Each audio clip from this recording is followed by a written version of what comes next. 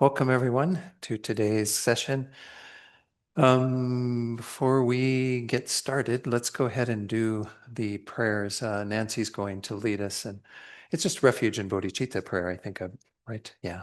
So those of you who are new, this is a prayer that kind of encompasses two main ideas. The first one is refuge, the idea of kind of finding safe direction in the Buddhist teachings. To whatever degree we have that, you can just bring that to mind as you recite the first two lines. And then the second two lines is our motivation of bodhicitta, which we'll meditate on shortly as well. But this is the wish to develop ourselves to the greatest degree so we can be a benefit to all beings. So Nancy will lead us in that. Okay, one time in English, twice in Tibetan. I go for refuge until I am enlightened to the Buddha, the Dharma, and the Supreme Assembly. By the merits I create through listening to the Dharma, may I become a Buddha in order to benefit all sentient beings. Sangye chodam soti chodnam la, changju bardu dagni kyab suchi, dagi chunyan gepe sonam ki, drola penchir sangye druparsho, sangye chodam soki chognam la, changju bardu dagni kyab suchi, dagi chunyan gepe sonam gi, drola pencher sangye druparsho. Okay, thank you, Nancy. So I like to start every class with a little bit of meditation, give ourselves a chance to kind of focus our mind a bit, let go of whatever distractions we might have in our mind. And then we also to set our motivation. So the meditation will start with just a few minutes of silent breathing meditation. If you have a technique you already use with the breath, you're welcome to do that. If you need a suggestion, I often suggest just working with the sensation around the nostrils. As you breathe in and out through the nostrils, there's a very subtle sensation that occurs in that area. And just try to tune into that. And in this first part of the meditation, we're simply trying to maintain that single pointed awareness of the breath. But if you see that the mind has wandered, then let go of whatever distracted you and gently guide the mind back to the breath. So that'll be the first part of the meditation, just for 3 or 4 minutes. And then I'll come in and I'll lead you in a short reflection to set our motivation for being here, as well as to begin our exploration of this topic today. Kind of how do we cultivate positive emotions, the psychology of this. So we'll do a little reflection on that as well. So we can begin the meditation. Just find a good meditation posture, one where the back is somewhat upright. Relaxing into this as well as best as you can. And you can close the eyes if you wish, or it's sometimes suggested to leave them slightly open, whatever's comfortable for you. And just breathing naturally, begin to attend to the breath, and we'll do this again for a few minutes in silence.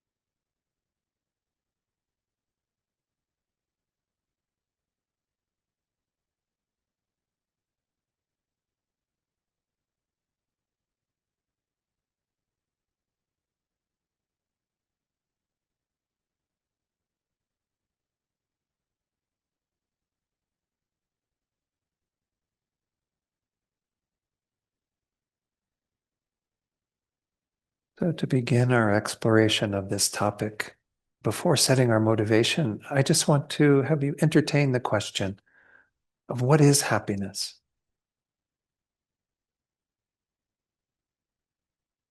We all have experience with that. What are the causes of happiness for you? What does happiness mean to you? Just take a moment to explore that on your own, just investigating your own experience, your own wisdom, your own knowledge around that kind of somewhat elusive topic of happiness, how we find it, what it is.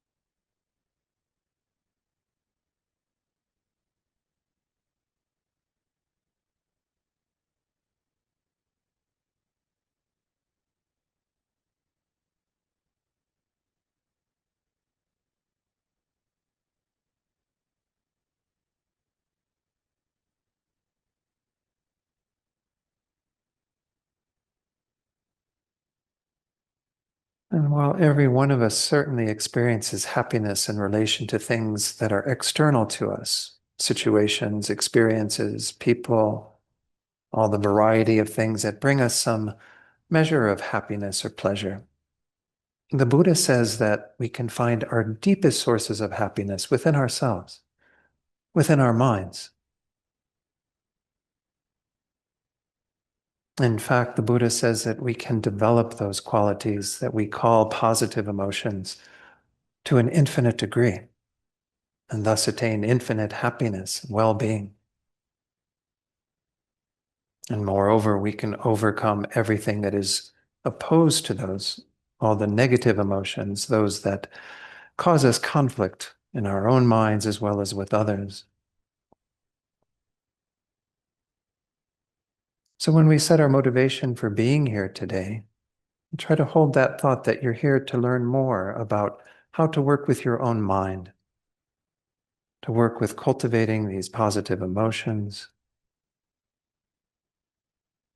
with the intention to eventually make that who you are, being completely imbued with all the positive emotions of compassion and loving kindness, wisdom, patience, and so on. Just imagining that point in the future that we're sort of setting our sights on when we generate this motivation. And we do this not just for ourselves, but so that we can help others to tap into their deepest sources of happiness, to know their minds and to cultivate these positive emotions as well. So hold that view of being here not just for yourself, but if possible, extend it to all beings. That this mind we call bodhicitta, the wish to develop yourself completely so you can benefit all sentient beings.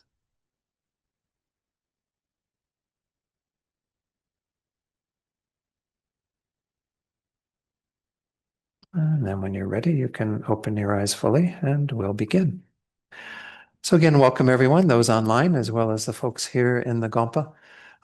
So this course, I actually was going to do this as 2 Sundays because it's a little bit more content than what I could fit into one, but I'm going to squeeze it and give you some handouts that you can work with. They'll be online for you to access later.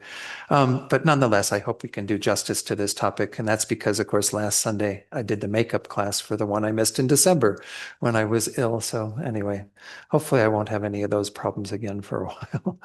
So this class we're calling the psychology of happiness. And in it, I want to be touching on not just a Buddhist view, because I think it is important that we also bring into our discussion things that are happening in Western psychology around the psychology of happiness.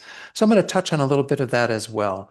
But this is really kind of a way to approach this topic of positive emotions. And I'll give more background on this as I go through my little slideshow I prepared. Hopefully not too many slides for you today to inundate you with. But the topics that I want to go through today are, first of all, to really define happiness. I'm curious what people found when you did your own investigation. What do we mean by happiness? What are we really talking about? Maybe I'll open it up to some sharing after this. Then I want to spend a little time delineating what we might call positive and negative emotions. in particular from a Buddhist point of view, though obviously we're also going to touch on how Western psychology looks at this. Most of you know the topic of positive psychology. It's gotten to be very popular in Western psychology these days. So I think it's important that we understand how those are delineated a little bit differently. And then a scientific or more Western, perspective on positive emotions, where we look at some studies that have been done around that particular view. And again, I'm not going to share a lot of that, but give you enough of a flavor. Some of that reinforces what we're doing in Buddhism as well. And then the final topic is a Buddhist perspective on positive emotions in terms of what are encompassed in that and so on. Not that I can possibly delineate all the positive emotions, but at least begin to taste some of that. So I'd like to open it up to just see if there are any comments in terms of when I asked you to investigate what happiness means to you, what are the causes of that for you? Did anything come up for anybody that you'd like to share? Again, if you're online, it might be good to do your little hands up thing, which is you can find through doing the react button. It's got a little heart on it, I think. Probably should have, and then your raised hand, like I'm doing there. Anyway, so anyone in the Gompa, if you want to speak, just raise your hand and we'll get the microphone to you so the folks online can hear you as well. Anyone, anything you'd like to share in terms of your own investigation on what happiness means to you? Yes, Nan, please. 1 second, we'll get the microphone to you. Again, you don't have to share, but it's nice when people do share. I think it gives some more dimension to what we're doing. Yes, Nan. Well, this is something that's been up for me recently, but the lack of happiness comes when I do something that I later regret. And then I look back and go, why did I say that? Why did I do that? And I do have an understanding that I said something unkind or did something that just not skillful or wise. And patience to me is still the medicine for that. Right. Just be quiet. Wait. Right. Yeah, before we put our foot in our mouth. Because it's a cascade that when I regret something, then there's just a whole cascade of uncomfortable feelings and thoughts that are unhappy. And I think this comes, I mean, I know you've been practicing a long time, Nan. It comes with having that introspection, that ability to see the effects of these things on ourselves. A lot of people certainly engage in negative behaviors and negative mind states and don't think much of it, right? They're happy to just keep plowing through and moving forward with that. But when we become more aware, then we begin to see the effects that doing something that goes against the grain of these more positive emotions, more wholesome emotions that we want to have, it really doesn't feel good. It's our own little, they sometimes call this factor conscientiousness, right? Where we just have an ability to kind of pay attention to what's going on and how we feel as we navigate our lives. So good. So it's interesting. You took it from the point of view of, yeah, kind of when happiness isn't there or when we see a lack of it, which does point out then the causes of that to some degree. Anyone else, anything to share in the Gompa again or online? If you wanted to share something in the chat box, you're more than welcome to do that as well. If you didn't want to unmute and share. Yes. Experience it. Yes. I experience it as that is loud, as safety to relax, and the positive things that I have experienced that are really a gift. Very often I feel I have to guard those because the external circumstances challenge that in some way. And the most happy times are those when it's just natural and peaceful and without feeling that there's any conflict there. So in that, then all of those positive emotions can bloom, feeling safe to do that. Good. Tied to safety. That's a good point. Yeah. Thank you, Ferdy, for sharing that. Yeah. I think that, yeah, we know some of those times in our own lives where we felt like kind of everything is in a state of ease where we can naturally be in those spaces, but it does take some protection, some safety. Yes, Dawn. I think that happiness doesn't correlate so much with pleasure for me, but more like awareness, like That's how it's been Good, good. kind of coming up.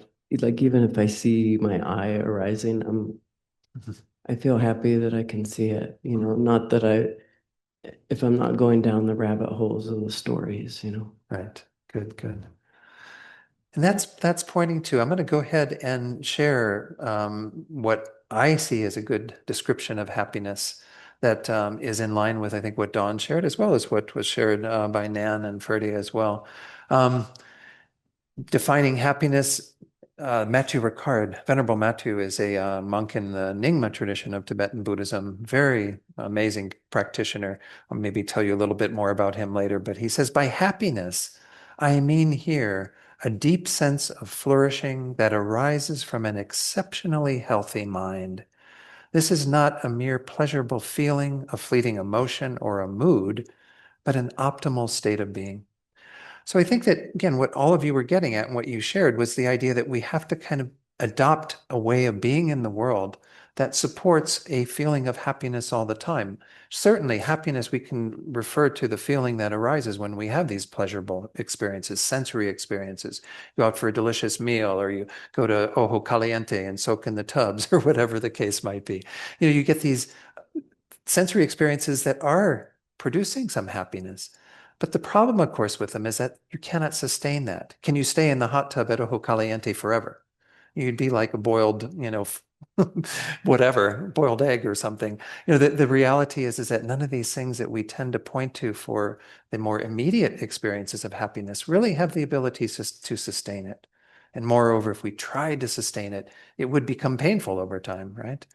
So this is the Buddha's view of kind of the trap that we often fall into, that happiness trap of thinking that we can go outside and find the sources of that for us to experience. The Buddha says again that the sources are within us.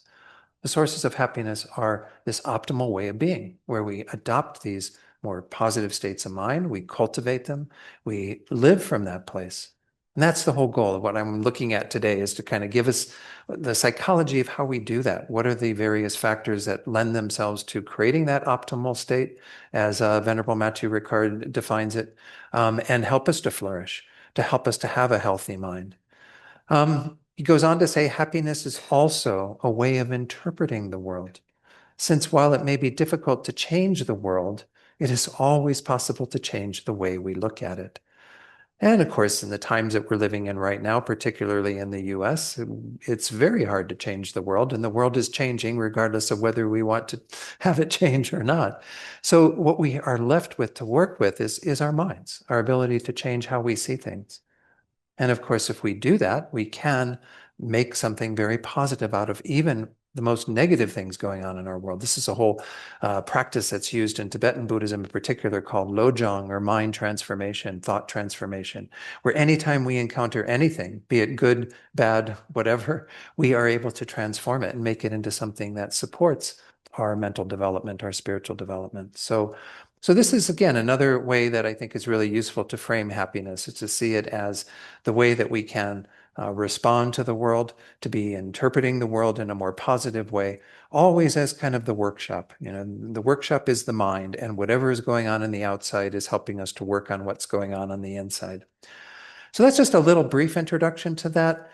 I want to go into delineating positive and negative emotions, because I think, again, it is important to have this distinction between what is meant by this in Western psychology. As I said, positive psychology has gotten to be a big buzzword. It's been around quite a while now. It's not that new, but there's much more emphasis on it. And there's even a lot more study of positive psychology, which is really quite useful.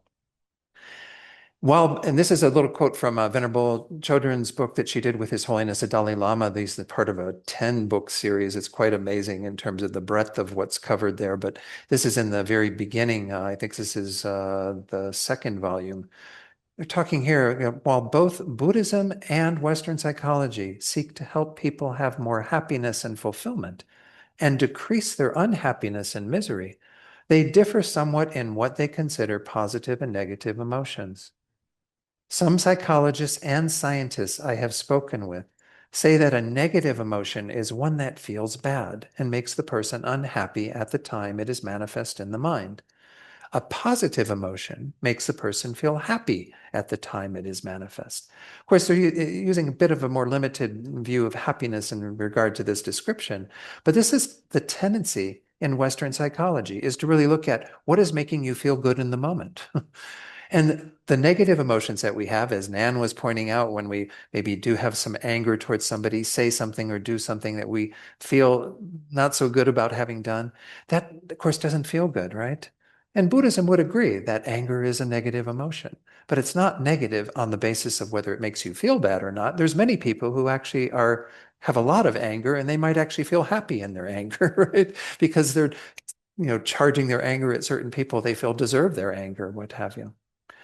So the other side of it, those emotions they consider positive, are the things that induce a kind of happy feeling tone, that make us feel happy. And you'll see from the list that I'm going to share later from a book on positive psychology, they tend to focus on those things that, again, we have an emotion that is positive at that time. And Buddhism would say some of those things do translate into positive emotions, but some of them do not necessarily.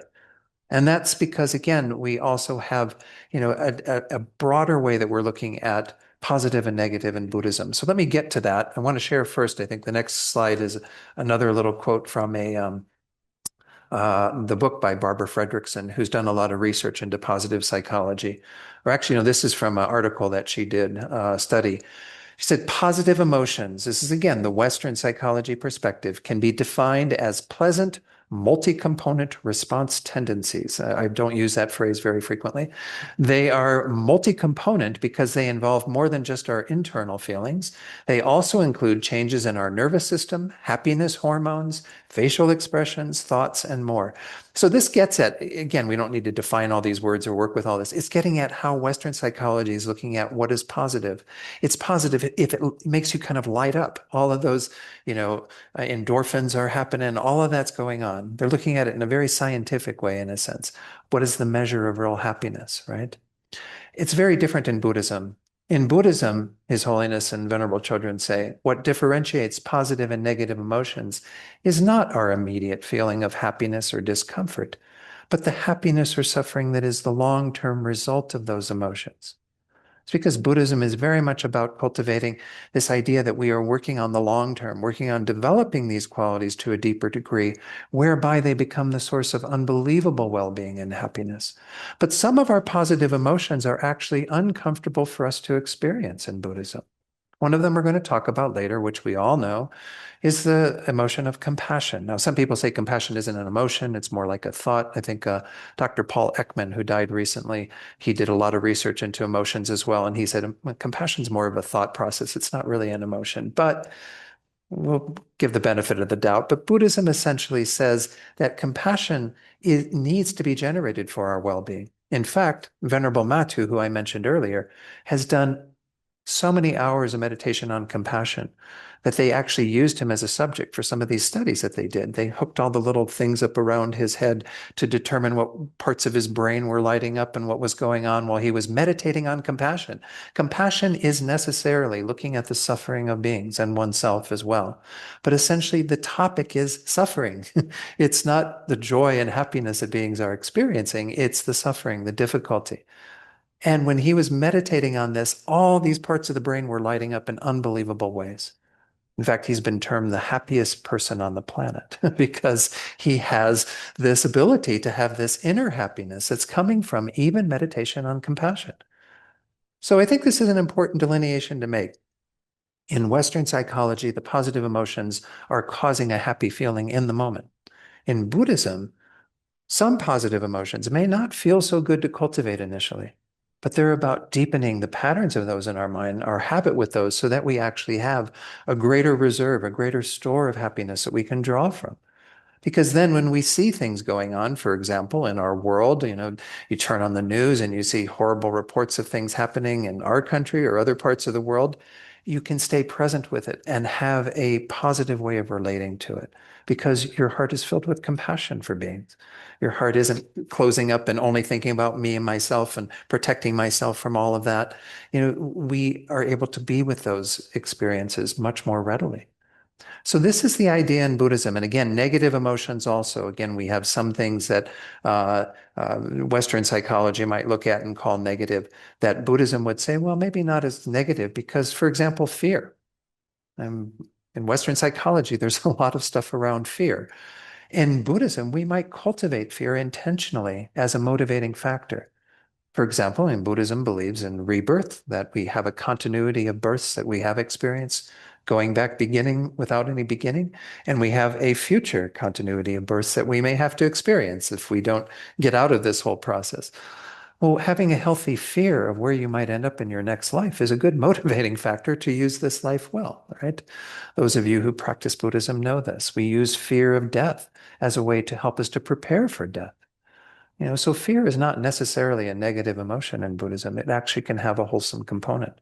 So again, there's different ways of looking at what we consider positive and negative. Today, we're going to mainly focus on the positive.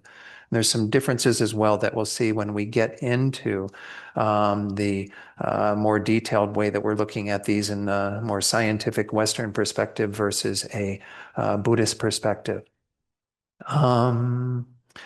I did want to share, Lorraine shared on the chat, I have panic anxiety issues. So happiness for her is no fear, is the freedom of that fear that is causing in the moment the mind to not be at rest, to not be settled. And again, I think that what we're talking about here very much, is keyed into that, so that when we have a deeper sense of well-being through these positive emotions, then we don't have fear. We are able to be with whatever's going on in a very different way. Another one from Karen is loving and being loved. Certainly love is a key factor on both Western psychology and Buddhist psychology in terms of a positive emotion. Again, how it's looked at, a little bit different, and we'll talk about that in a bit. So again, this is an important distinction, as I said, that I just want to make right from the beginning. I think it's useful to look at positive psychology from the Western point of view, but it's also, of course, very useful in our practice to look at the Buddhist view of this. And they go on to say that is because the long-term effects of our actions are considered more important than their short-term effects, which tend to be fleeting in comparison. In Buddhism, we're in it for the long haul. We're putting all of this investment into working with our minds so that we can eventually become this amazing being that we call a Buddha. A Buddha literally is a being who has completely removed all the negative tendencies and developed the positive ones again to an infinite degree. And we're going to look shortly at why that's possible. Why is it possible to actually become a Buddha? Which I think is important to investigate as part of this discussion. That's why we're cultivating these positive emotions. But essentially, this is the long-term effects of our actions and our mind states are much more important than in the moment. Yes, it's painful to be with somebody in their suffering and to examine it and try to cultivate compassion. But the strength and courage and everything else that is developed in the process of doing that is so rich and so important. So we can't neglect the long-term effects of cultivating these positive emotions. And of course, not get too caught up in the more immediate experience. If in the long term, then, an emotion produces unpleasant experiences, it's considered negative. Again, in Buddhism, we consider things like anger, greed, pride, jealousy, all of these to be kind of negative emotions that produce effects in the future that are negative. And this is through the power of this factor we call karma, which I'm not going to get into karma so much today. In the West, we have kind of a skewed view of karma. Karma is simply a principle of cause and effect. We create what we're going to experience. So if we follow those negative emotions, it's going to create more suffering and complication for you in the future. Just, part of how we condition our mind to think in particular ways and the experiences that we have on the basis of that. They go on to say, if it brings happiness in the long term, it is positive. So that is really the measure of whether something is positive or negative in Buddhism.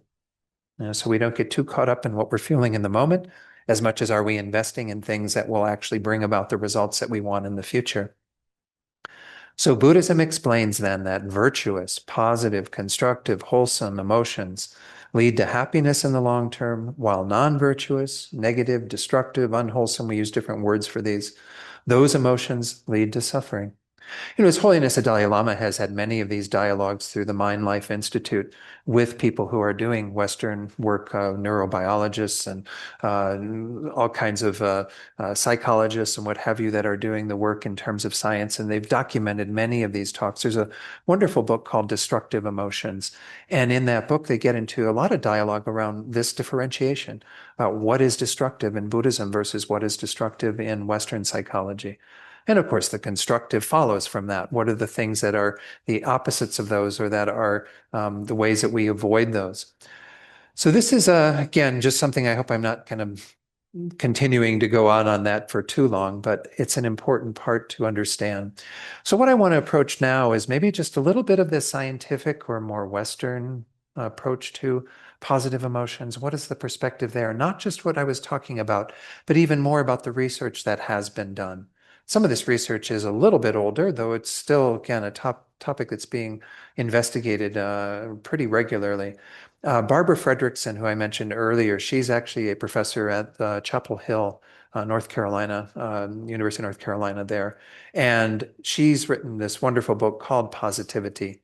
And she presents in there 6 vital facts about positivity that I want to go through somewhat briefly, but touch on at least so you gain some appreciation for what she's found in terms of positive emotions, that the contribution they make to our happiness.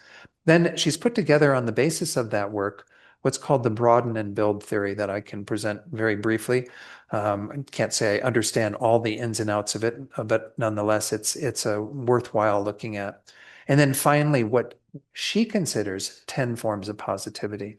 Then when I get to the Buddhist view, I'll give you 10 forms of positivity from a Buddhist point of view, some of which there's overlap, but actually very few. It's kind of interesting. All right.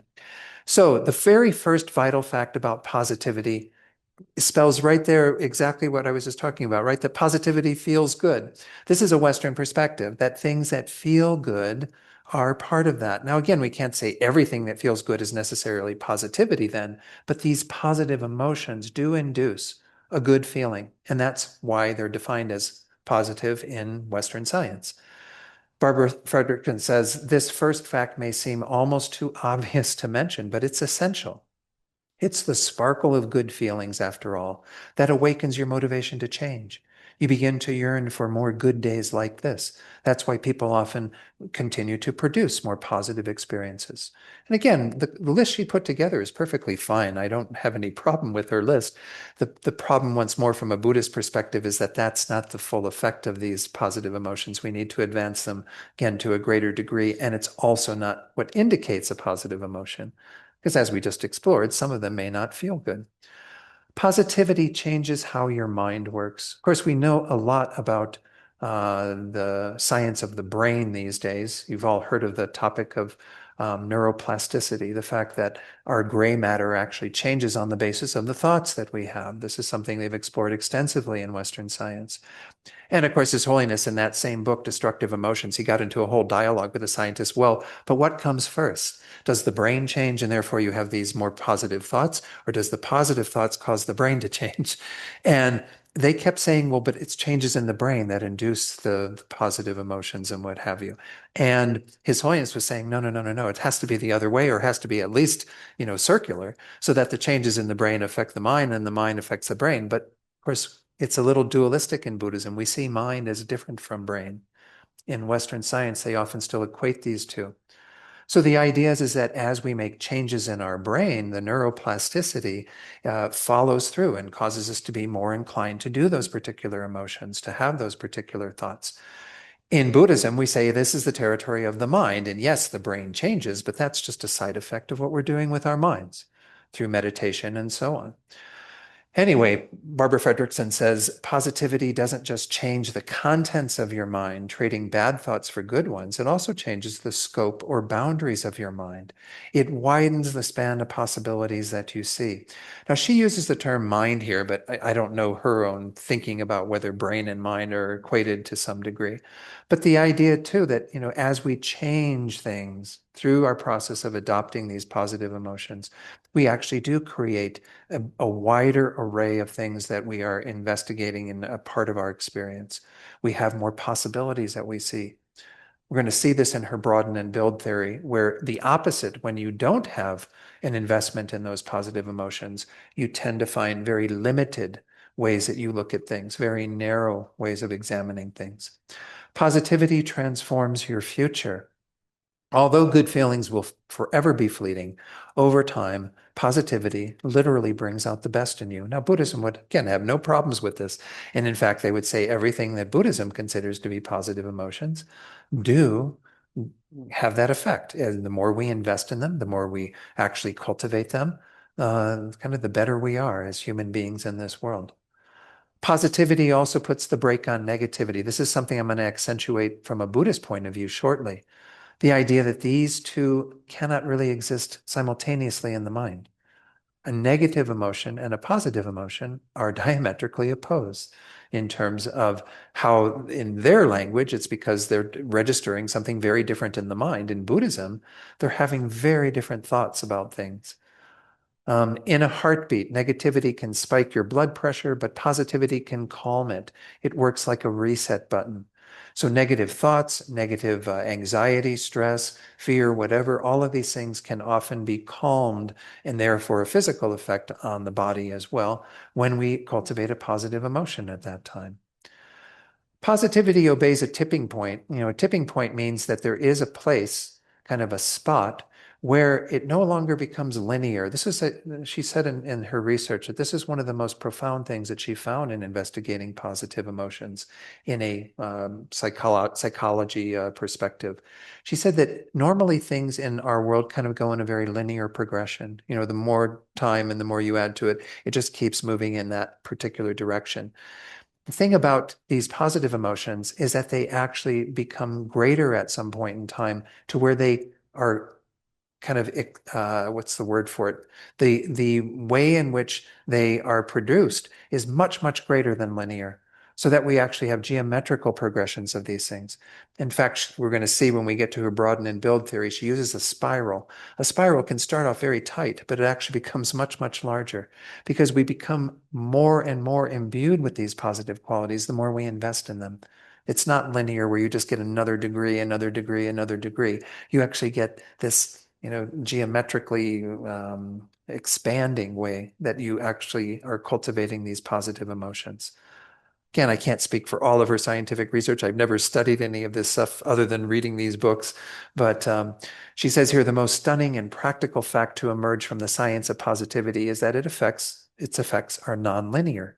This is not science as usual. There's no single arrow shooting from cause to effect. Arrows abound, and they bend, loop, and shoot from both ends at once. Her way of describing how it becomes explosive. The more that we invest in this, the greater effects that these positive emotions have. And I think those of us who have been practicing in Buddhism certainly can speak to that with regard to Buddhist positive emotions. In traditional linear science, proportionality rules.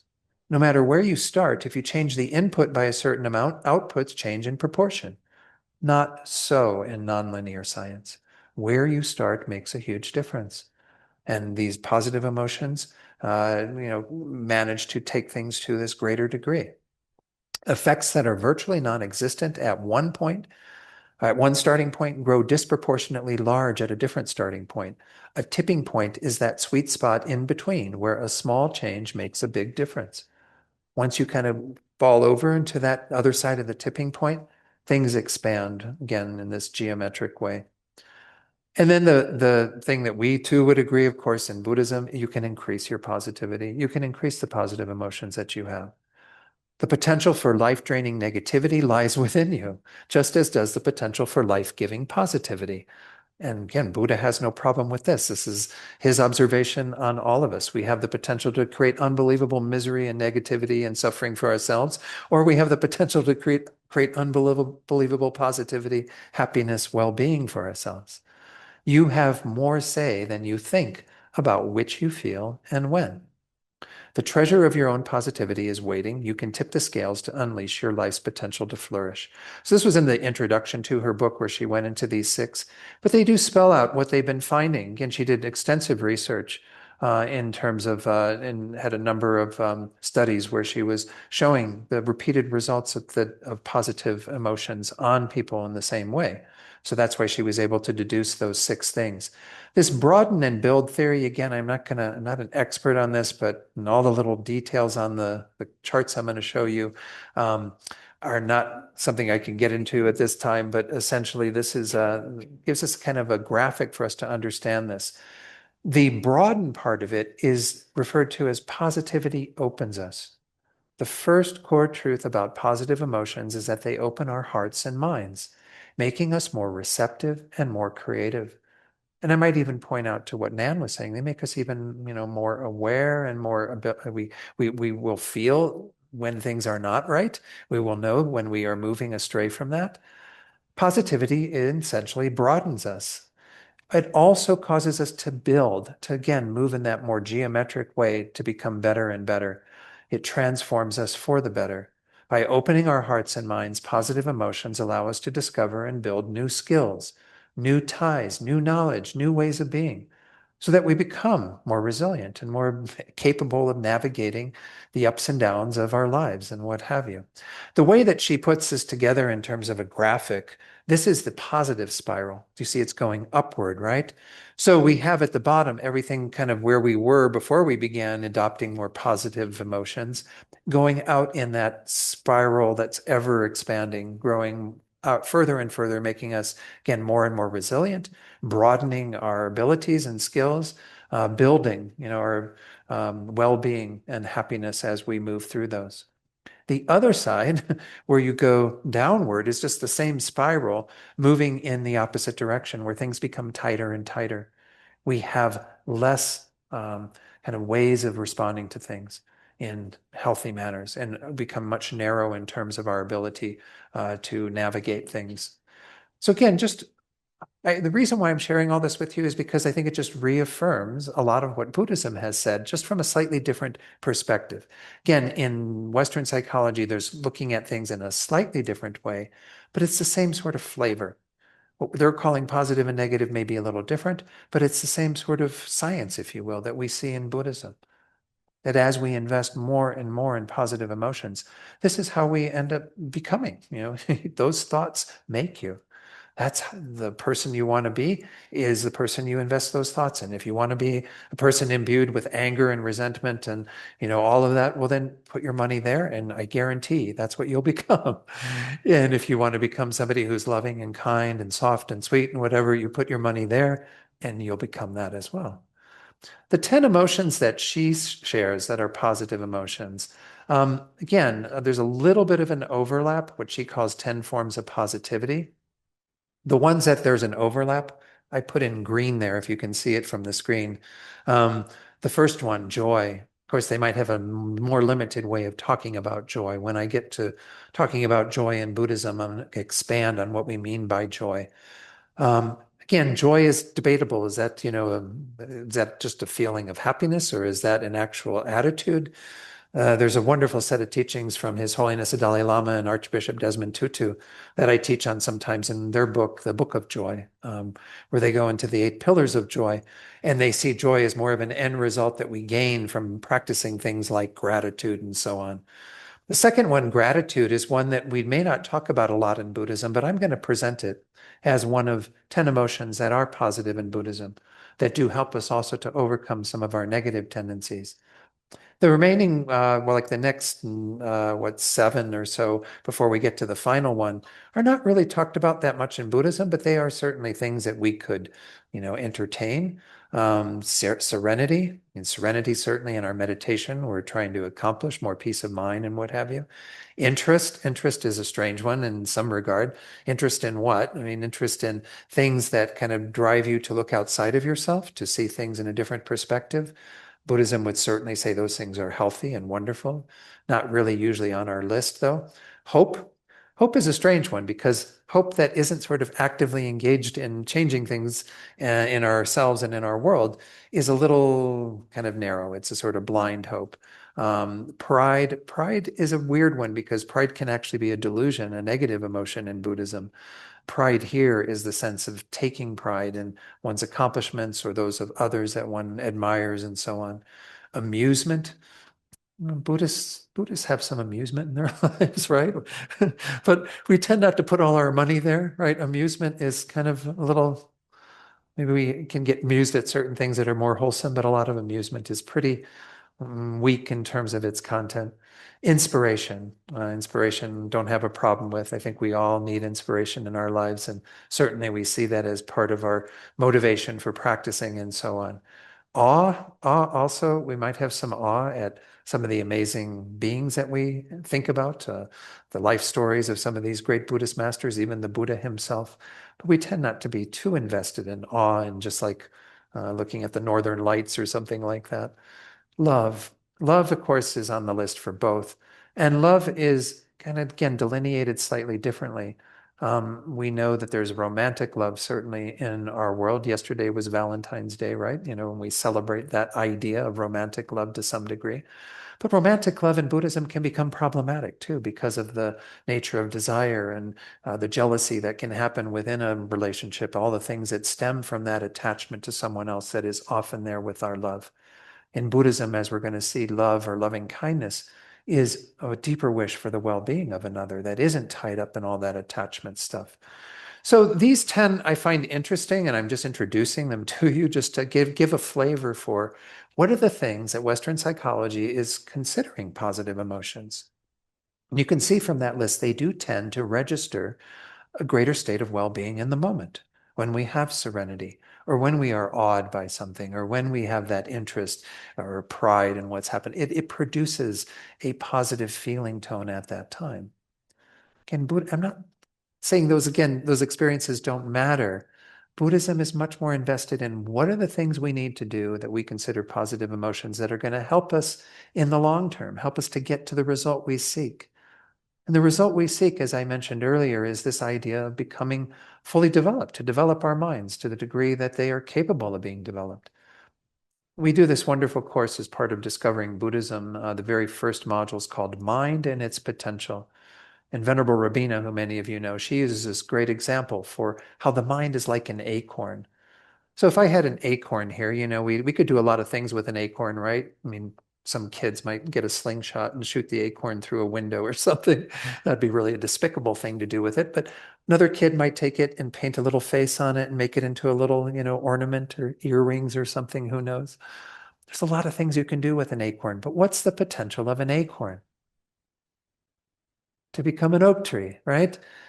If we did anything else with the acorn that wasn't fulfilling that potential, we'd basically be wasting the potential of the acorn.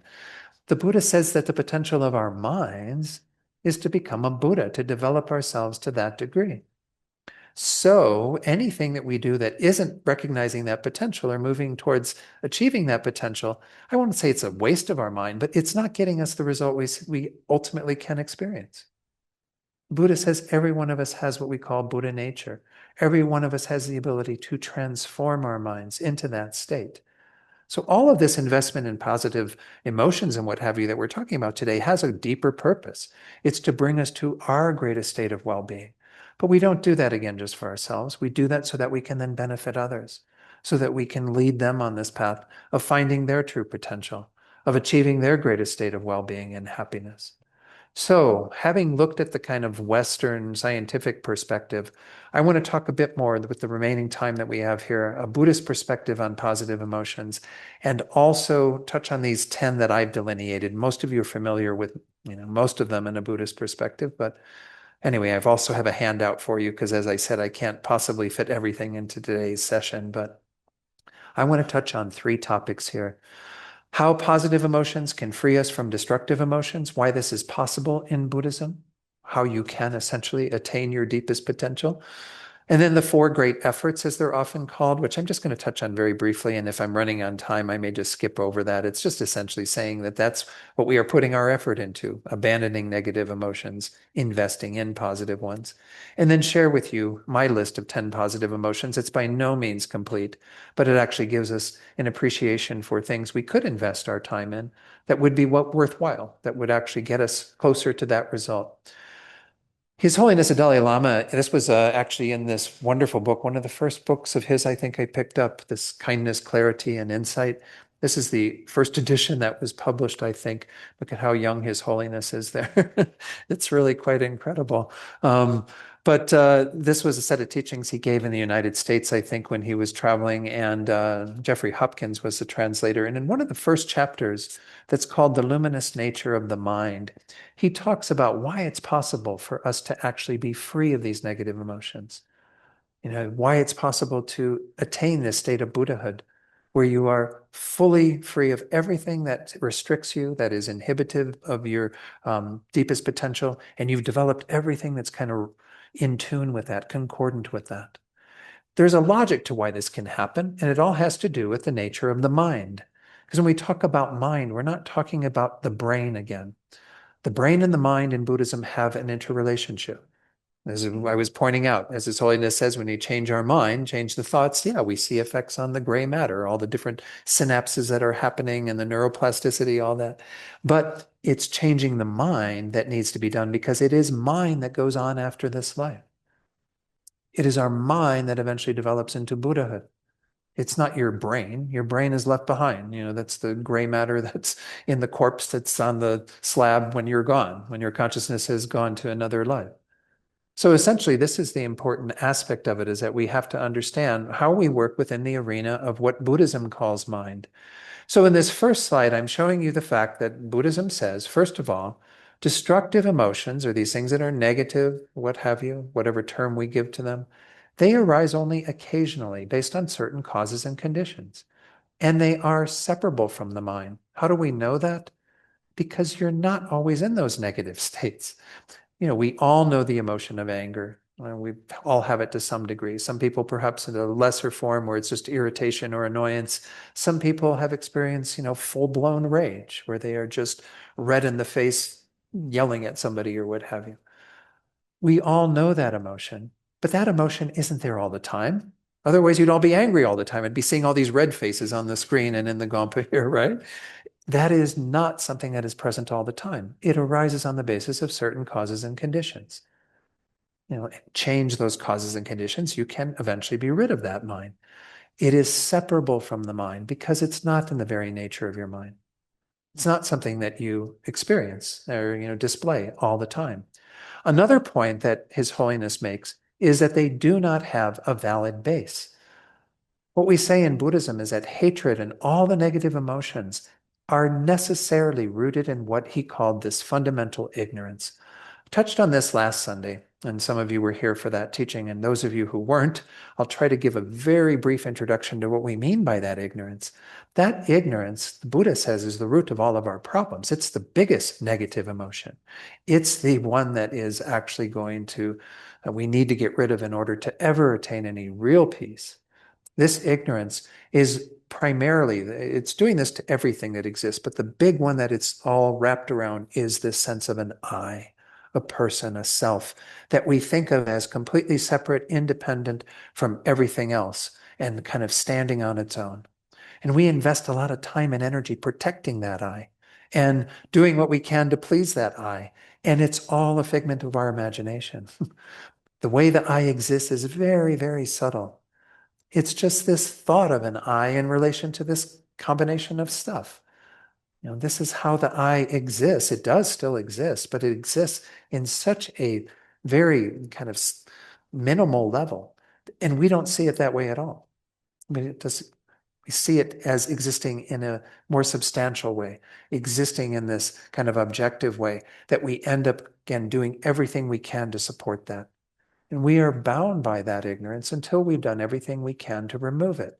So what the Buddha says is anytime you have a negative emotion arising, you're working from that platform of ignorance. Your hatred towards somebody, your anger towards somebody, whatever is going on in the moment, that is inspired and growing from that place of holding to this sense of an I that you're needing to protect at that time. And as long as you keep investing in that I, there's the chance for those negative emotions to arise. They depend upon that ignorance. They depend upon that grasping at this sense of an I, or they cannot be there. That's the miracle of our work we can do in Buddhism. If you remove that ignorance, you've removed the root, and none of these negative emotions can arise again. Let's just look at another way that we can talk about ignorance, though. When you have somebody who is producing anger in your mind, they're saying or doing something that you're really, you can, like His Holiness says, kind of separate the person from the action and take issue with the action. But towards the person, that is not the true nature of that person. That anger that you see, that you're developing towards them, is not viewing them correctly. That person has Buddha nature like you, has the potential to develop their minds. They're the product of the causes and conditions that led them to do those things to you. When you are kind of seeing them through the lens of anger, you are imbuing them with so much more negativity than what they even are demonstrating at that time. You're making them into this huge, horrible, awful thing that is not what they are in that moment. I mean, think about it yourself. When you've been the source of producing anger in someone else, we've all done that too, right? Is there anyone in the room who's never made anyone else angry? No? When we were the one doing that to someone else, was that a true picture of who you were? The totality of your being? Right? Buddhism says that when we have that moment of anger, we are concretizing that person into horrible, awful, every cell of their body mean and despicable. And that's not the truth. The truth is that we are all a combination of these things, right? We all have good and bad qualities as long as we're on this path of developing towards attaining a deeper state of well-being and what have you. So anytime we take a sort of snapshot of people, concretize them as what we're seeing, we are engaged in an error. We are engaged in an error how we're looking at them.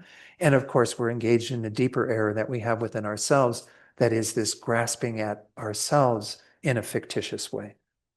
So all of this is going on underneath the surface of every negative emotion, the Buddha says.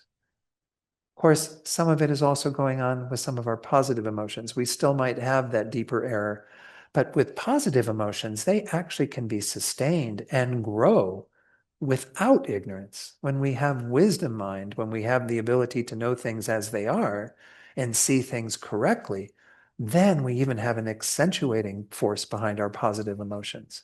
So negative and positive emotions, when it comes down to looking at them from this perspective, are also extremely different in that, again, the negative always have a root in ignorance.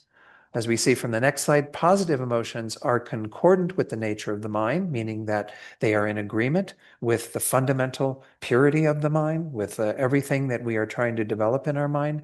And unlike destructive emotions, they do have a valid basis. For example, love. When we generate love, the wish for others to be happy and so on, that can exist without ignorance. Right now, we have that ignorance, and we can cultivate loving kindness within that ignorance. But when you are free of that ignorance, your love becomes even stronger. Your compassion becomes even stronger, right? All of these positive emotions, when you are free of ignorance, they continue on and grow and develop. They aren't uprooted. Whereas the negative emotions, once you get rid of that ignorance, they're gone. Let's also take a look, though, just like we did with a mind of anger, and we were saying that when we have anger or hatred, we're overlaying so much more negativity on that person. Well, with love, if we're having genuine love, we're not overlaying any stuff on that person. Romantic love, we often are, right? Because we're putting a lot more qualities on that person than what they potentially have and holding them up to be this ideal person. When we are having the simple thought of love that wants a being to be happy, that's all we mean by loving kindness here, or love, is the wish for Dawn to be happy, the wish for Leah to be happy, the wish for Venerable Dundrup to be happy, whoever it is. We are making that in a completely valid arena, right? It's a being we're observing who hasn't attained true happiness, who would like to be completely happy, and we're wishing for them to have that. Is there anything faulty in those thoughts? Not that I can see. It's a very genuine emotion, right? Whereas things like hatred and this desirous attachment and so on that we often have, those sorts of things are always rooted in some form of ignorance. They're always exaggerating the qualities in a positive or negative way. And by positive and negative, I don't mean the same way we've been talking about.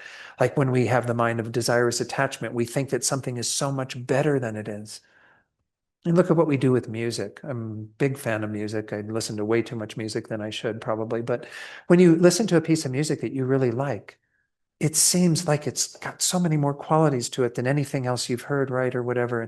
And when somebody's listening to music that you don't like, you can't imagine that that is something enjoyable at all, right? Its negative qualities are more evident to you, and the positive qualities of the music you like are more evident to yourself, right?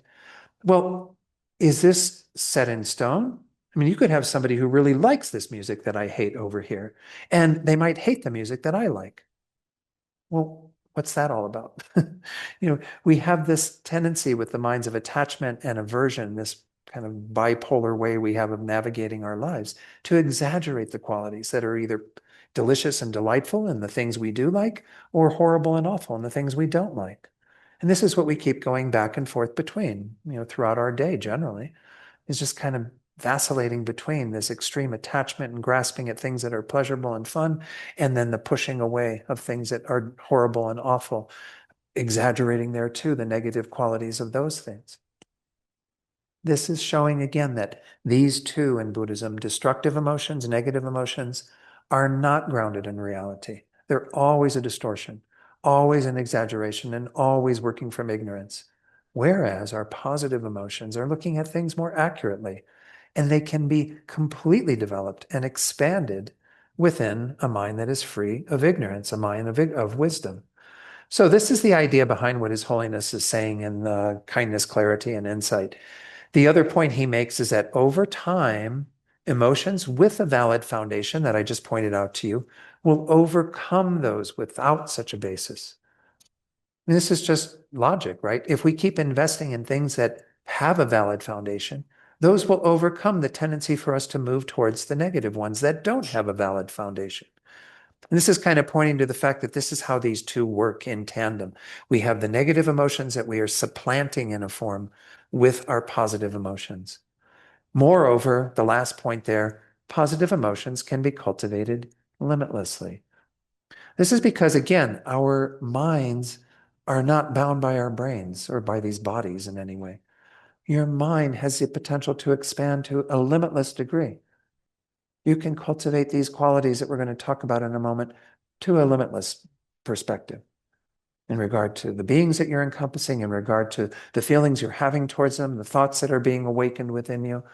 All of these can be expanded to that degree.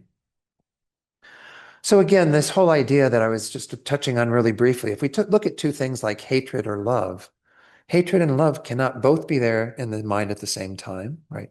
Can I hate somebody and love somebody at the same time? Want them to suffer in a sense through my mind of hatred and want them to be happy with a mind of love? Doesn't seem to be possible. The other thing too is that then the more we engage in love and loving kindness, the weaker the hatred becomes, the less that becomes a pattern that we follow. And eventually you can eliminate your hatred and be this loving, amazing being. This is the logic in Buddhism behind why we're capable of doing all this.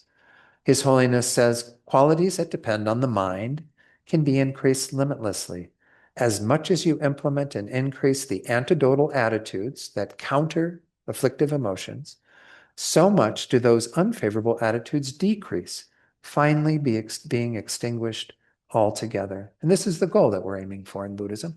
But if we can begin the process of just lessening those negative emotions a little, bit by bit, well, how wonderful. But the process in Buddhism is very much about doing the positive emotion as a means to oppose or counter the negative ones. So the way I'm going to present these 10 when we get to them, and I think I'm going to jump to them, because I think this little bit on um, the four great efforts is really not so necessary because, again, it's just speaking to the fact that this is what Buddhism is all about, cultivating what is positive, ignoring what is negative. This is just a little quote from the Buddha in the Dhammapada, a set of sayings of the Buddha. Do not ignore the effect of each wise action, saying this will come to nothing. Just as by the gradual fall of raindrops the water jar is filled, so in time the wise become replete with good. It's speaking to that effect that we can have. I mean, it might seem like it's not very much moment by moment that we're choosing these positive emotions, but every moment is like another drop of water in the bucket, in the jar. Okay, let me skip over the 4 great efforts. I might point out that one. This is a quote from Viktor Frankl. Viktor Frankl, as many of you know, was in Auschwitz concentration camp survivor, and he essentially wrote a book called Man's Search for Meaning about the human ability to find within any moment an ability to change one's mind and change the experience. This quote is attributed to him. It's not clear if he actually said these exact words, but it's in the flavor of much of what he said. Between stimulus and response, there's a space. In that space is our power to choose our response. In our response lies our growth and freedom. That's the kind of logic, again, that Buddhism is very much about. We have a moment of choice all the time. And frequently, we don't use that moment of choice. We just buy into the habitual patterns that we've done, the minds of confusion and anger and jealousy and pride and all of that. We want to use those moments wisely, begin to choose love, choose compassion, choose patience, choose all these things that I'm going to go through in just a moment. All right. Anyway, you will, again, I'll make sure that these slides are available. Venerable Dundrup will put a course materials link for this day at the website. So just go to the February calendar and click on February 15th, and you'll get the course materials tab, and that'll probably be up there in a couple days. I'll get that to him later today. This, as well as a sheet that I'm going to show you in a moment. Okay, so 10 positive emotions. In Buddhism, I'm delineating these 10, and I've got a little sheet I put together that includes a little description of them, as well as a meditation you can do on them that's very brief, and then a practice you can do, as well as kind of a mindfulness of this that you can use. And I hope that that's of some use, and you can maybe just take them one at a time, the one that you think about that you say, oh, maybe I need to practice that in my life. And perhaps that's clued in by what it is opposing.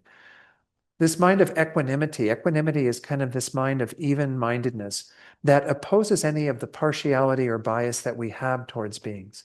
It's a very powerful mind in and of itself, because it means that we're not going to get caught up in like prejudices, making judgments of people, and putting people into camps where we have negative feelings towards them.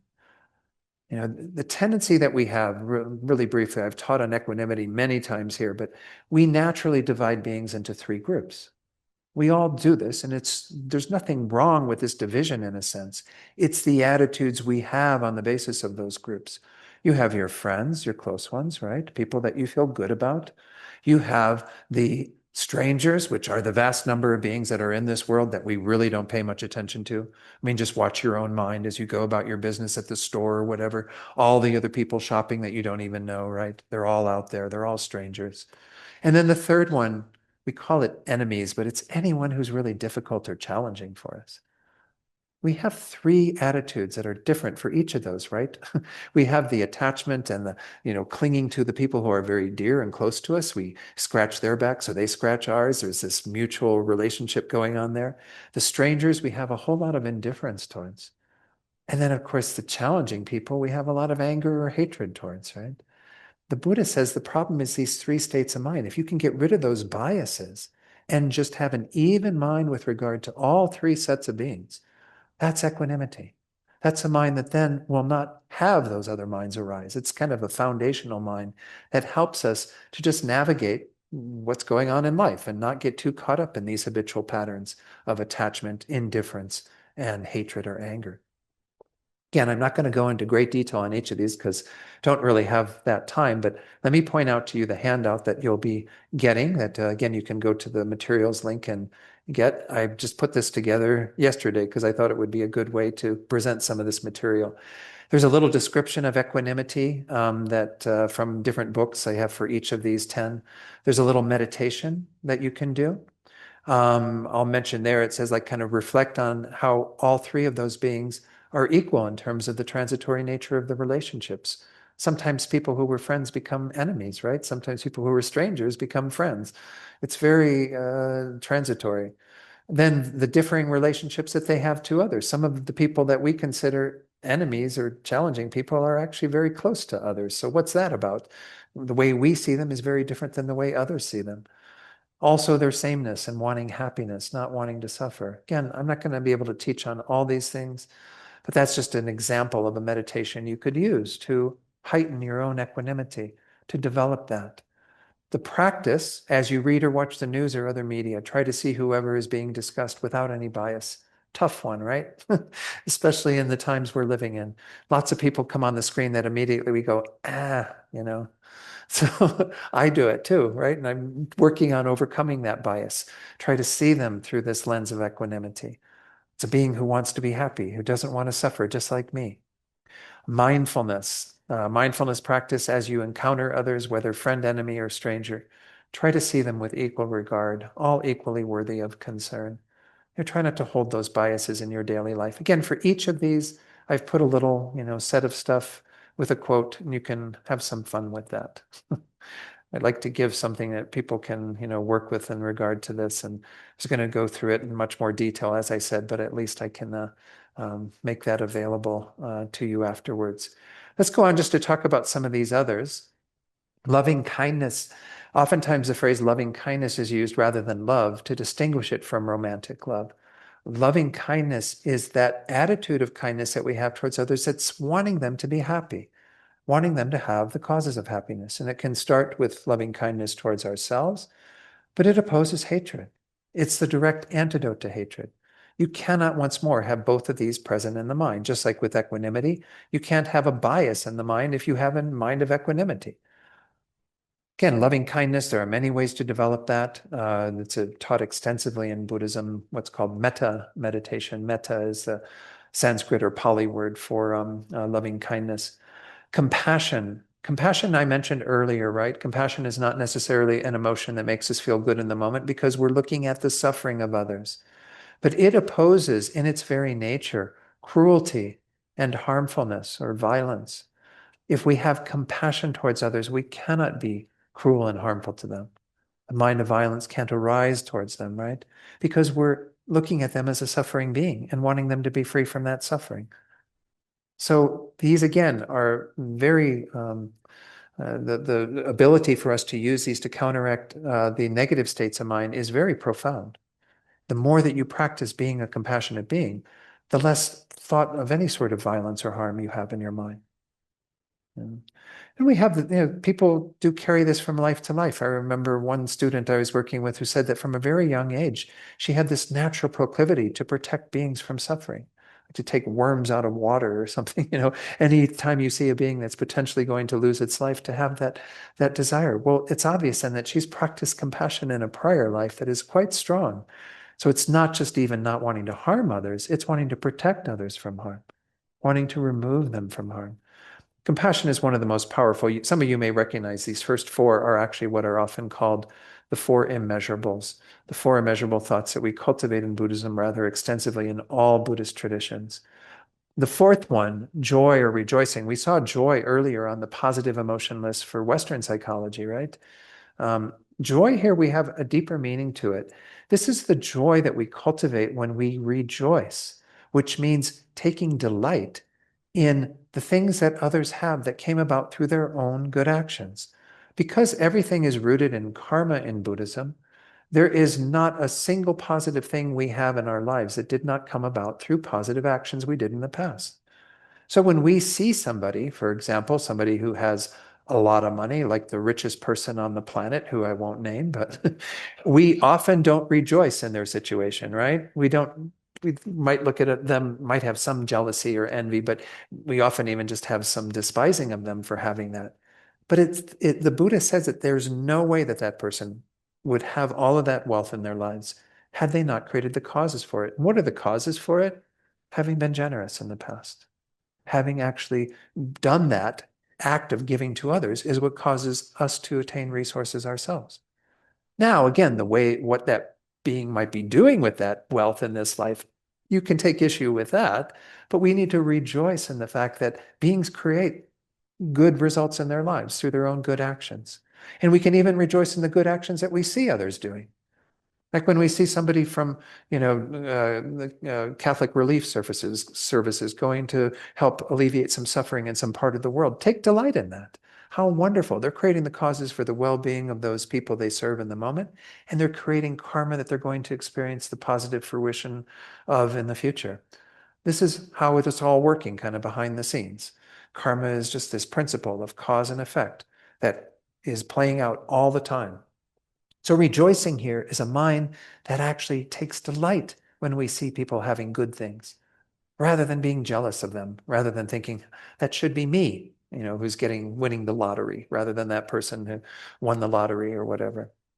Patience, we talked about patience earlier. This opposes anger. Patience is a state of mind where we're undisturbed, where actually anything can be going on that would normally trigger a pattern of anger, aversion, annoyance, irritation, what have you, everything in that kind of delineation. And we are able to remain undisturbed in the face of that. Patience is a big one. There's a wonderful book by Venerable Chodron, who I mentioned earlier, called Working with Anger, where she talks about the many techniques for developing patience. But patience is something we have to work at. Patience is one of those positive emotions that from a Western perspective, they would probably say doesn't feel that good. How does it really feel good in the moment especially when you're beginning to cultivate patience, to kind of keep your mouth shut and not say anything in the face of somebody who's screaming at you or doing something that is really harmful? Probably doesn't. Over time, though, I think you actually do generate a greater sense of happiness and inner well-being when you are able to be patient with anything that goes on. And look at His Holiness the Dalai Lama. I mean, I can't help but use some of these people as an example because they embody these qualities that I'm presenting in a much deeper way. Right? His Holiness doesn't get up there and rant and rave about the Chinese and the horrible things they're doing to the Tibetans from an angry perspective, right? He may defend the Tibetans and want them to attain the freedom that they have or that they want to have from the Chinese, but he doesn't get angry about it. He's very patient, very calm in what he's saying and the directness that he uses and so on. So again, there's techniques for generating patience that I could talk about for an entire, weekend, but we won't be going there. Let's go on to the next 5. Humility. Again, we do talk about pride in Buddhism a lot and the faults of pride. When we talk about pride as being an affliction, we mean that it's investing in that strong sense of an I that I was talking about earlier and thinking of us as being superior to others. Well, one of the biggest problems we have on the spiritual path is that the more that we think that we are superior to others, the less we have to learn from others, right? We think everyone else is down there and we're up here on a pedestal and, we got it, they don't. Well, then what's the willingness to learn from others? We have to be willing to learn from others. Humility here means about putting ourselves in a position where we actually do benefit from others and learning from them. And we hold them dear, serve them, be of benefit to them, because this keeps us in the ideal position we're striving to achieve. Buddhas aren't about becoming like this superior thing that's thinking everyone else is worse than them. They're about imbuing that spirit of service, of wanting to always benefit others. When you get to that final result of Buddhahood, it said that's what your job description is essentially, is to serve all beings by helping them to become enlightened. So the mind of humility is very important. I think in my sheet, I have the little quote from C.S. Lewis, who says, humility doesn't mean thinking less of yourself. It doesn't mean thinking less of yourself. It means thinking of yourself less. I think I put it right. We don't like put ourselves down and rub ourselves in the dirt and think I'm worse than everybody else. We say, I'm just going to stop thinking of myself so much. I'm going to start thinking of others and try to be of service to them. Glad I said it right. Okay, let's go back. So we get through these folks. I do want to have a little time for question if possible. Forgiveness. I've taught on forgiveness here numerous times as well. An ability to kind of let go of wrongs that have been given to us that we've received from others. That opposes the resentment that holds on to all of that causes us to continue to think about getting back at others. Contentment. We talk about contentment a lot in Buddhism. In fact, Nagarjuna, the great Indian Buddhist master, he says that contentment is the one rich that you can, or one form of riches, wealth that you can have that no one can steal. They can steal everything else, but if you have inner contentment, no one can take that away from you. And contentment opposes our tendency for craving and dissatisfaction, right? That we're constantly looking for something else to satisfy us. If I only had that, if I only had that. Well, we know that it doesn't work, but for some reason, we haven't been able to get content with what we have. Gratitude, as I mentioned, was on the list of the 10 positive Western emotions. It opposes a lack of appreciation, kind of an inability for us to really appreciate the good fortune that we do have, which can feed into our contentment to some degree. Those two, I think, do tend to come together. But gratitude is important to practice, to really acknowledge the good things that we do have, and even to be grateful for some of the suffering things we have to experience. As I mentioned, in Buddhism, we work with techniques of transforming even suffering situations into our path. And then generosity. Generosity is taught as the first of the 6 practices, 6 perfections of a bodhisattva. It's an important practice to engage in, to constantly be thinking about how do we give material things to others, spiritual advice to others, protection to others, even give love, loving kindness to others. That opposes all of our miserliness that kind of holds on to all the things that we have and doesn't really, give those freely to others. So anyway, I haven't had time to touch on all 10 of those. As I said, you've got this little nice handout where you can read a little bit about those. But you can see what we mean again in Buddhism, these positive qualities we can adopt, and sometimes it might not be so comfortable, but if we become deeper and deeper familiar, more and more familiar with them, we actually do see a more profound change in how we are in the world. There's a question, I think, from Shayla. Shayla, you've got your hand up. I think we've got everything working here now to get you over the speakers. Okay. Oh, in the chat. We have questions in chat. Thank you. Okay, let me go to the chat. Sorry.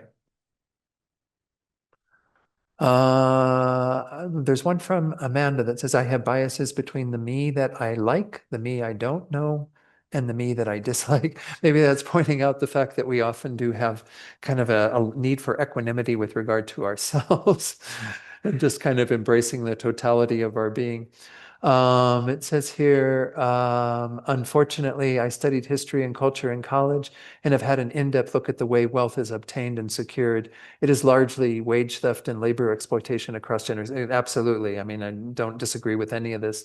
I am having difficulty recognizing this wealth as karma for generosity, especially with the context of how they are exploiting vulnerable people in horrific ways with their wealth. Again, behaviors that people engage in on the basis of that wealth, or even the means that they go about acquiring it, can be still faulty. We're not in any way condoning how people acquire wealth. What we're getting at is when you engage in karma of generosity, you are planting a seed that causes wealth to come to you. How you get that wealth can be in very, a variety of ways, right? And as was pointed out by Lorraine, thank you for pointing that out, it can be in ways that cause harm to others or harm to our planet. Look at what's going on in our world, right? So let me use a different example. Okay, say you have 2 different bank robbers. Bank robber A goes into the bank, takes all of this money and gets caught within a couple of days, right? And doesn't get to even share in that money at all and gets put in jail and in prison and what have you. Bank robber B does the same act, gets millions of dollars from the bank and manages to get to some other country and enjoy all those millions of dollars in their life. Both of them have committed an act of stealing, right? The one didn't get away with it, so maybe it's a little less strong in terms of they didn't actually spend the money that they stole from the bank. The other one actually, though, did spend the money that they stole from the bank and acquired those resources in that way of stealing. But person A did not have the karma to be able to keep that wealth. Person B did have the karma to keep that wealth. They're 2 separate things. The karma to keep the wealth, gain the wealth, and keep the wealth is totally different from the way you go about getting it. In the first situation, or in that second situation, person B, they've acquired that wealth in a way that will only cause them future suffering. By engaging in that act of stealing, they absolutely will suffer from that. And they had the karma, though, from an act that they did with a purer mind, with a more generous mind, to actually obtain those resources, albeit in a way that was not so helpful to them, that was actually harmful. So it's kind of, you need to separate the karmas out. And we can take issue, as you're pointing out, Lorraine, absolutely take issue with the way in which wealth is acquired and accumulated in this world, and the imbalances in wealth, and the way in which, many exploitation of workers, exploitation of the planet, what have you. All of this is of concern. But what we want to acknowledge still when we look at those folks and we maybe rejoice in the good fortune they have to have created that, that isn't rejoicing in the way that they acquired it at all. In fact, you would want to take issue, as I said, with the way they acquired it and do what you can to correct things if you can. I mean, again, very hard to change things in the world outside of ourselves. But it reinforces every time we rejoice in something good that we see, be it kind of the smallest thing, you know, such as, you know, somebody giving a mouse a little, you know, piece of food or something. That creates a pattern for us to look at those virtuous actions in a kind of a way that accentuates their importance in our lives. We then begin to adopt them ourselves. Every time that you look at something and rejoice in it, that's the goal of it. The goal is not to shut a blind eye to the way in which wealth is acquired through these other means and what have you. It's to actually try to do what we can to further these tendencies in ourselves. So I agree with you, and I think that these, again, need to be sort of separated out. We can take issue with all of these things, absolutely. You know, and I think we need to. You know, engaged Buddhism requires us to actually be aware of what's going on in our world about how all this stuff is happening and to do what we can to respond to that. But the deeper mechanism by which all these things are playing out is the role of karma. And that's always, it's undeniable. I often use that phrase, irrefutable. You know, everything that is happening under the surface through karma is happening. The way in which all of it's happening, again, we can change and take issue with. Does that make some sense, Lorraine? I don't know if there's another comment from you in the. So previous negative, this is from Amanda. So previous negative karma has led me to present suffering. Previous positive karma has led me to the tools of Buddhism. Yeah, I think that's perfectly accurate. I mean, again, negative karma, and we have to also define what we mean by suffering here. But if we look at what we call suffering, which are unpleasant experiences, those are all the products of negative actions. You never have any kind of suffering moment of pain, what have you, that isn't there through the force of having engaged in negative actions. You also never have any moment of happiness, pleasure, something that is good without it having come from positive actions. It's just kind of the way it all plays out. Again, I don't want to go too deeply into karma because it's going to take us much more time to deal with, but then we have, you know. Okay. Lorraine says, yes, thank you for going over that thoroughly. I appreciate it. Okay, good. Thanks, Lorraine. Any other final comments? We do need to wrap up. It's about 11:33. Yes, please. Could we get the microphone over here? Hi, good to see you again. I recall meeting you before. I don't remember your name, but My name is Tyler. Tyler. I'd just like to share what I believe and what I've learned. And one thing I've learned is that the greatest thief of joy is comparison. So when you look at someone else's gifts or what they have, it'll immediately steal your happiness. And then also, it's also just like a chemical cocktail that you create within yourself. Yeah. So those lovely feelings, they're important. Yeah. And you can create that. And the most important thing I learned is that when I dropped my son off at school, they said, I heard the announcements and they said, have a great day or not.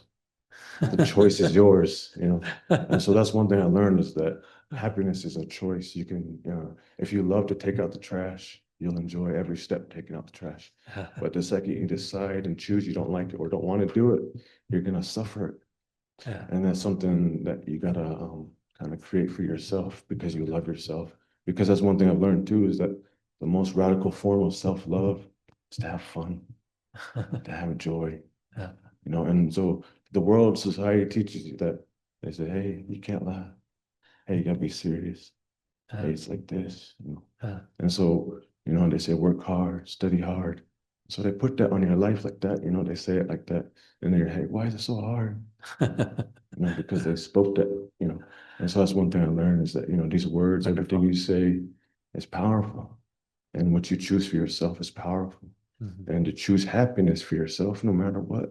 And it's so easy, you know, and it's just something that we can all do. It's all, you know, within you. You know, you could say, I'm happy because of that person or because of that thing, but actually it's all that chemicals you created within yourself. And so I just want to have a gentle reminder that you're important, and so that feeling that you create within yourself is important. So every time you do that, you're weaving into this tapestry of humanity, the universe, and so it's important. That's what my grandfather told me. He says, everything you do it because you like it, because you love to, because you're important. So create the happiness within you. And one thing that I was taught too is this: there's 3 things you can do right now. Close your eyes. Close your eyes. Squeeze your muscles, all in your body. Squeeze and smile. Squeeze and smile. Squeeze and smile. Squeeze and smile.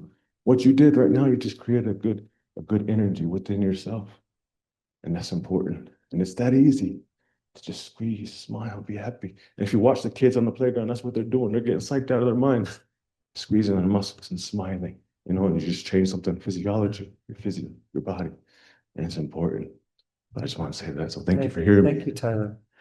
No, very, very nice advice. Again, and especially this idea of choice that you're mentioning. I mean, this is really the heart of all of this, is we need to choose this way of being. I did one of the 10 that I could have included here is what we call this enthusiasm or joyous. They use the phrase joyous effort, but makes it almost kind of cancel each other out. Effort makes it sound like it's all this sort of, yeah, we have to do this. But joy is a big part of it, right? If we don't bring joy to each other and to our world, I don't think we're practicing a spiritual path at all. So I agree with you. Thank you. Let's go ahead and dedicate. Thank you, those who came today, who need to go. Appreciate you being here. But let's go ahead and put the prayer on the screen. Nancy, were you going to put that up there, or is Shayla's going to share it? Okay.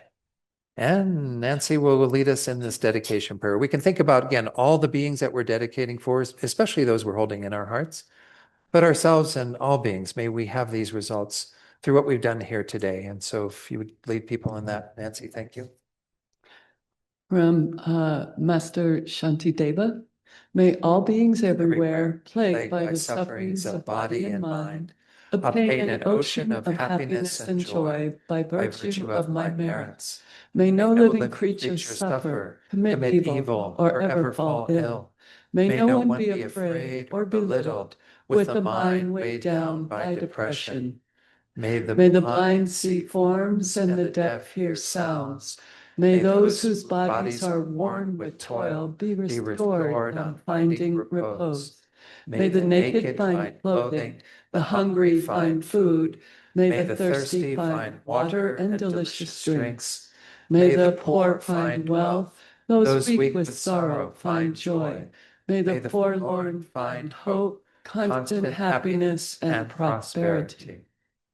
May there be timely rains and bountiful harvests. May all medicines be effective and wholesome prayers bear fruit. May all who are sick and ill quickly be freed from their ailments. Whatever diseases there are in the world, may they never occur again. May the frightened cease to be afraid and those bound be freed. May the powerless find power, and may people think of benefiting each other. For as long as space remains, for as long as sentient beings remain, until then may I too remain to dispel the miseries of the world. And long life prayers for His Holiness the Dalai Lama. Gangri Wewa, Korwe Shinkam Dear, Pandang Dewa Malu Shuwe Ne, Chenre Zigwag Tenzin Gyatso Yi, Shape Site Bardu Tangyur Chi. And we'll also dedicate for everything to be smooth and auspicious for Lama Zopa Rinpoche's reincarnation, to be identified, and for that being to be raised to be of incredible benefit to us and all beings in this world. We might even dedicate for the health of the center here, especially for obstacles to be removed for Charak Lama Rinpoche to be able to have his visa granted to come here to be the resident teacher. Make as many dedications as we can for that result for the community here. Okay, Thank you all for coming today. Again, these materials will be out there on the drive with the link at the website, so you can access them. But thanks for coming and good luck with your practice on this. I'm heading off to California in about a week, so I won't be here for a while. We've got wonderful Elaine Jackson coming up in March, right? And other events happening. So anyway, see you all. Take care. Bye-bye.